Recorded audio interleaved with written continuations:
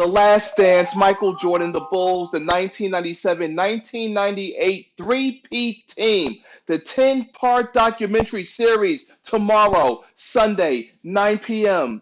However, it's been going crazy across social media, nation and worldwide. The Lakers, the three-peat Lakers, would they have beaten the Chicago Bulls in either one of their two three-peat destinies? And I'm going to tell you why. The Lakers would have trounced them in three-peat number one and three-peat number two. You've entered the Sports Opinion Log here on Lex Anderson World. I'm said person. And if you're down with all things Laker Nation, Michael Jordan, Chicago Bulls, NBA, make sure you're doing the right thing, sports fan. Subscribe to the channel and press the bell icon to stay notified for any and all upcoming future videos, as well as giving this video a like and dropping a comment below, letting me know where you stand on the matter. Three-peat Chicago Bulls, three-peat LA Lakers, in their prime, well, obviously in their prime since they three-peated, who would have come out on top? Let me break it down. Let's go. So what I'm going to do is I'm just going to take the years of the last three-peat to compare, to be fair, because I know you see me wearing a Lakers hat, Kobe Bryant, Adidas, throwback, Black Mamba jersey, being this fashion sports icon that I am. So you're probably going to say, you know what, there might be some bias, but no, we're taking the last year of each respective team. So in other words, it'll be the 2002 LA Lakers taking on the 1997-1998 Chicago Bulls, as well as the 1992-1993 Bulls. So 2002 LA Lakers, Shaq, these are their playoff stats. Shaq was doing 28.5 points a game and averaging at least 12 rebounds. Kobe Bryant, 26.6 points a game with 5.8 rebounds and 4.6 assists. These are key. Then we had Derek Fisher averaging 10 points. Rick Fox averaging 9 points and inning specific 5.5 total rebounds. We also had Robert Horry on that team, 9.3 points a game and 1.7 steals a game. Remember, those Lakers did specialize in defense. Also, Devin George averaging 5 points. So that's pretty much it. But Devin George, he also had some big-time defensive plays. Now, let's take a look at the Chicago Bulls. The 1992-1993 Chicago Bulls, Pippen, 20 points a game. Michael Jordan, 35 points a game. Horace Grant, 10.7 points a game, as well as total rebounds of 8.2. Horace Grant was a beast back in the days.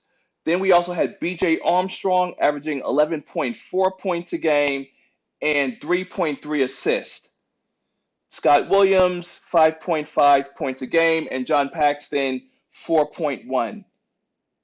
Now, obviously, the underlying factor in all of these is going to be Shaquille O'Neal, who is the only one of his kind walking God's green earth during this particular era. Shaq would have wreaked havoc in the paint, and for once, I'm going to agree with Shaquille O'Neal on this one. He is the factor in why the three peoples would have beaten either one of Jordan's three peoples. It's plain and simple. But let's check out the 1997-1998 Chicago Bulls. During that final playoff season, Jordan was averaging 28.7 points, 5.8 rebounds, 3.5 assists. Okay, they also had Ron Harper. He was dropping 9.3 points, 3.5 rebounds, and mad defense. Steve Kerr, 7.5 points, 1.9 assists. On the point guard scale, on the small forward, Scottie Pippen, 19.1 points, 5.2 rebounds, 5.8 assists. And let's not forget Tony Kukoc. People really forget about Tony Kukoc, which is sad because he was like one of the first European players to like revolutionize the game with his presence. He was averaging 13.3 points with 4.4 rebounds and 4.2 assists. At the power forward, who could forget or who could not forget Dennis Rodman, averaging only 4.7 points but 15.0 rebounds and 2.9 assists. Like, come on. Who else do we have here? Judd Bushler for center, Luke Longley. Because remember, Phil Jackson had the three-headed center. Luke Longley had 11.4 points with 5.5 rebounds and 2.88 assists. So with that being said, obviously, the Bulls with their three-headed center and having no real point guard, to me, the advantage would have been the three-peat Lakers over both of Jordan's three-peat Bulls during that time frame. And you know what? To make it even, we're going to drop them back to the Lakers time where defense ruled. Obviously, with the second three-peat, Dennis Rodman would have probably guarded Shaq, and unlike Draymond Green, he would have presented him with some issues. But ultimately, Shaq being what, 7'1", over 300 pounds, was a devastating force in the paint.